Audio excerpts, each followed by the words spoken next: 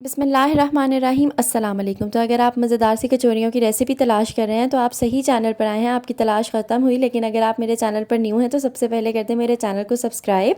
इससे 11 से 13 कचौरियाँ आराम से बन जाएंगी। तो आपने 2 कप मैदा लेना है, उसके अंदर 1 टीस्पून नमक का शामिल करके 3 टेबलस्पून आपने इसमें घी के शामिल कर देने हैं। अब घी अच्छी क्वालिटी का होना चाहिए क्योंकि घी से ही आपकी कचौरियों में खस्तापन आएगा। अच्छे से आपने इस घी को और नमक को जो सा है मैदे के साथ मिक्स कर लेना है। इस तरह का भुरभुरा जब मैदा हो जाएगा तो इसका मतलब ये है कि घी अच्छे से मिक्स हो गया है। अब इसमें पानी शामिल करने की बारी आ गई है।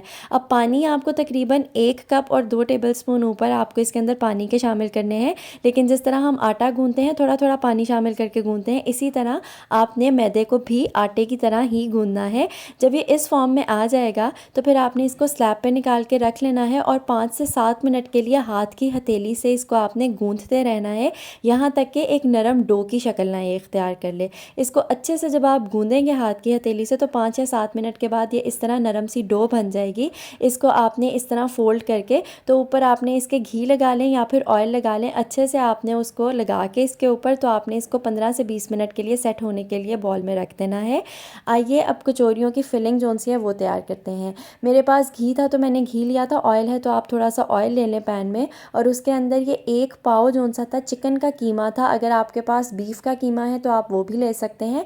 अच्छे से आपने इसको मिक्स करना है। 1/2 टीस्पून नमक का इसमें शामिल कर दें आप, 1/2 टीस्पून ही हल्दी। ये दोनों चीज़ें आपने इसमें शामिल करके अच्छे से इसको मिक्स करना है। और आपने मिक्स करने के बाद इसको थोड़ा सा पानी शामिल करके तो ढक के रख देना है ताकि चिकन जो सा है उसके अंदर हल्दी का फ्लेवर आ जाए। फिर आपने इसी के अंदर 1 टीस्पून जिंजर गार्लिक का पेस्ट भी शामिल कर देना है और फिर आपने इसको लिड से कवर करके रख देना है। थोड़ी देर बाद आपने लिड हटा के देखना है तो जब चिकन के कीमे में से पानी खुश्क हो जाएगा तो इसका मतलब है कि कीमा जो सा है वो गल गया है। अच्छी तरह स्पैचुला की मदद से आपने इसको तोड़ लेना है क्योंकि चिकन का कीमा साथ जुड़ा जुड़ा होता है इसलिए।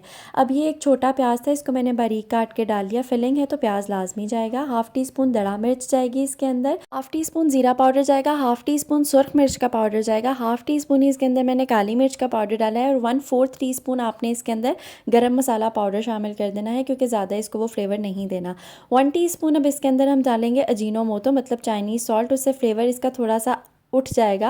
रेस्टोरेंट वाले यही यूज़ करते हैं। अगर आप ये स्टेप स्किप करना चाहते हैं तो आप कर लें, कोई मसला नहीं है। और थोड़ा सा आपने इसके अंदर नमक शामिल करके अच्छे से आपने इसको मिक्स करना है। अब ये चिकन की फिलिंग जो सी है तैयार है, इसको ढक के साइड पे रख दें।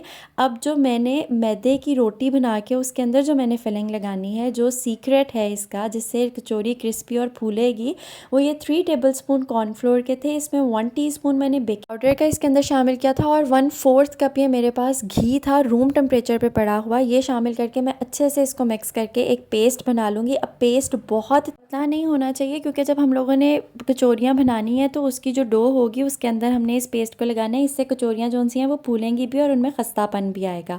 सो इस तरह की फॉर्म में ये होना चाहिए। अगर आप घी ज़्यादा डाल देते हैं तो कॉर्नफ्लोर थोड़ा सा और डाल के आप वो क्वांटिटी जो सी है उसको इक्वल कर लें, या इसको थोड़ी देर फ्रिज में रख देंगे तो भी ये थोड़ा सा जो सा है सेट हो जाएगा। अच्छा जी, अब ये मेरी डो जो सी थी ये रेडी थी। इसकी अब मैंने 11 कचौरियाँ बनाई थी, थोड़ी बड़ी थी। अगर आपने थोड़ी छोटी बनानी है तो इसकी 11 से 13 कचौरियाँ इजीली बन जाती हैं। अब जिस तरह हम रोटी का पेड़ा करते हैं ना गोल, बिल्कुल इसी तरह आपने इसका पेड़ा बना के तो आपने इसको रख देना है। और जब पेड़े हम बना लेंगे तो उनको भी हमने सेट होने के लिए 10 से 15 मिनट के लिए रख देना है।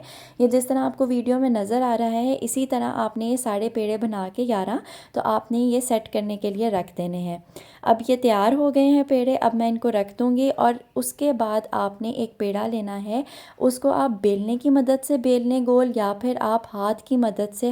अब आपने उंगलियों का काम है आपके हाथ की, आपने इसकी साइड्स जो सी हैं वो फैला देनी है अच्छे से और इसको ये गोल शक्ल दे देनी है। अगर गोल नहीं भी दी जाती तो कोई मसला नहीं। अब जो पेस्ट आपने कॉर्नफ्लोर, बेकिंग पाउडर और घी का बनाया था वो 1/2 टीस्पून आपने इसके अंदर दरमियान में लगाना है क्योंकि साइडों पर ज़्यादा नहीं आना चाहिए। हमने इसको बंद करना है तो ये ध्यान रखना है कि जब हम इसको बाद में इसके अंदर कचौरियों का वो फिलिंग ऐड करेंगे या जब हम इसको दोबारा से एक सेकंड लेयर लगाएंगे तो तब सारा बैटर जोन सा है वो बाहर ना आ जाए। जिस तरह हम पफ पेस्ट्री बनाते हैं ना, इसी तरह हमने बड़ी एहतियात से काम करना है।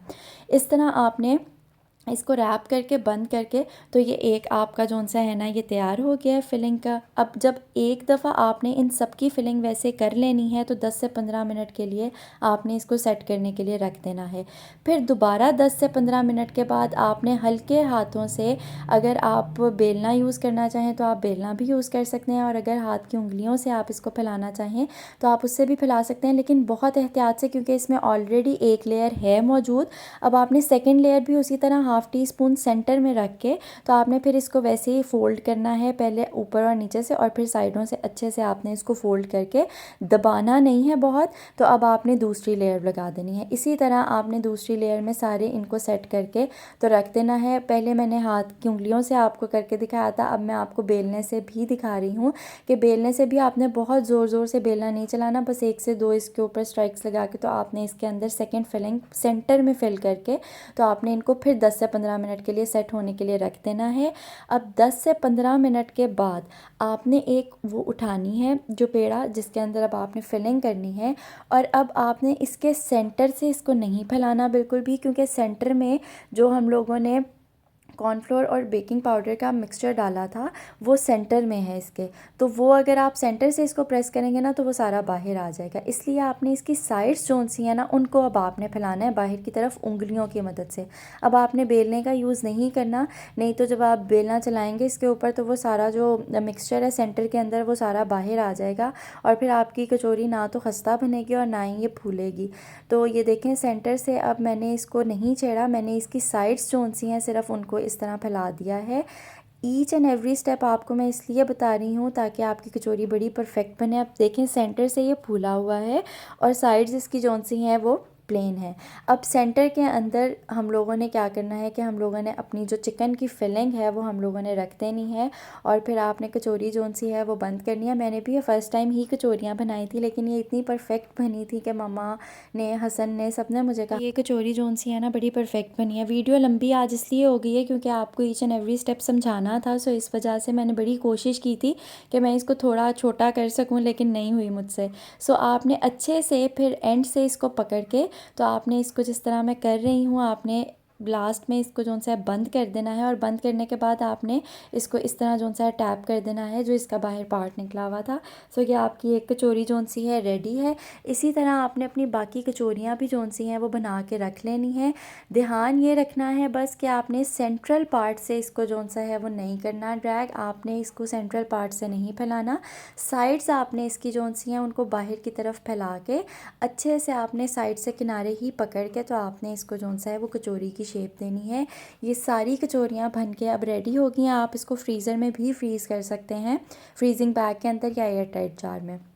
जब फ्राई करनी हो तो आप निकाल के 2 घंटे पहले रख लें, डीप फ्रीज़ कर लें, और फिर आप इसको तल लें। अब टेम्परेचर जो ऑयल का है वो बहुत ज़्यादा तेज़ नहीं होना चाहिए।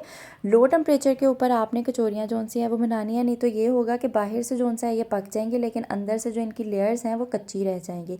ये देखें कितनी अच्छी कचौरी जौन सी है फूली है, बिल्कुल पूरी की तरह फूल गई है, और ये खाने में भी बड़ी खस्ता थी। मैं आगे आपको तोड़ के भी दिखाऊंगी। जब एक साइड से ये हो जाए तो आपने इसकी साइड पलट देनी है। तकरीबन 6 से 7 मिनट आपने हल्की आंच के ऊपर जौन सा है इन कचौरियों को बनाना है, पहले एक साइड फिर दूसरी साइड, तो टोटल 12 मिनट के अंदर कचौरियाँ जौन सी हैं वो फ्राई होकर रेडी हो जाएंगी।